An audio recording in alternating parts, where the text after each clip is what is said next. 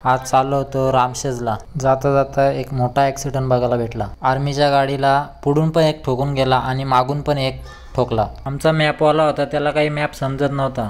जेव्हा किल्ला दिसला तेव्हा मनाला बरं वाटलं. गडाच्या पायथ्याशी गेलो आणि गाड्या पार्किंगला लावल्या. मावशी बोलते पार्किंगचं पहिले पैसे द्या मग जा वरती. कोणाचं काय ना कोणाचं काय, हे बोलतो पहिले मला मेकअप करू द्या. गड चढायला सुरुवात केली. रामशेज असं नाव का पडलं? रामशेज म्हणजे रावणाची श्रेया किंवा त्यांचा पळ. श्रीराम काही दिवस वनवासात असताना या डोंगरावर मुक्कामी राहिले, त्यामुळे या डोंगराला रामशेज असं नाव दिलं. या किल्ल्यावर तुम्हाला प्राणी पक्षी बघायला मिळतील. थोडं पुढे चालत गेल्यानंतर श्रीराम मंदिराच्या अलीकडे एक शिवपिंड आहे. या शिवपिंडाकडे येण्यासाठी वरच्या साईडनी पण एक रस्ता बनवला होता, तो अपुरा सोडलेला आहे.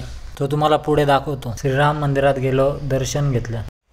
श्रीराम मंदिरात एंट्री केल्यानंतर डाव्या बाजूला एक दरवाजा आहे. त्यामधून गेल्यानंतर खालच्या साईडला पिण्याच्या पाण्याची भुयारी टाकी आहे. इथे अंधार असल्यामुळे तुम्हाला पाणी दिसू शकत नाही. तसंच थोडं पुढं चालत गेल्यानंतर टेहळणी बुरुज आहे.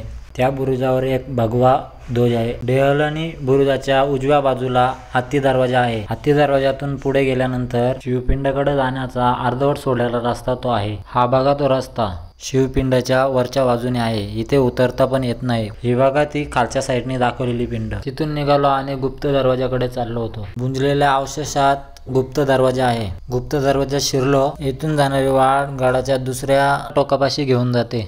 तिथून थोडा वरती चढल्यानंतर किल्लेदार वाडा आहे. तो वाडा पूर्ण उद्ध्वस्त स्वरूपात आहे. गणेश कुंड कडे गेल्यानंतर एक तलाव आणि 2 पाण्याच्या टाक्या आहेत. तिथून थोडा वरती गेल्यानंतर भवानी मातेचं मंदिर आहे. भवानी मंदिराच्या बाजूला छत्रपती शिवाजी महाराजांची मूर्ती आहे. तिथून डाव्या बाजूला उतरल्यास गणपती बाप्पाची मूर्ती आहे. व्हिडिओ आवडल्यास लाईक आणि सबस्क्राईब करा.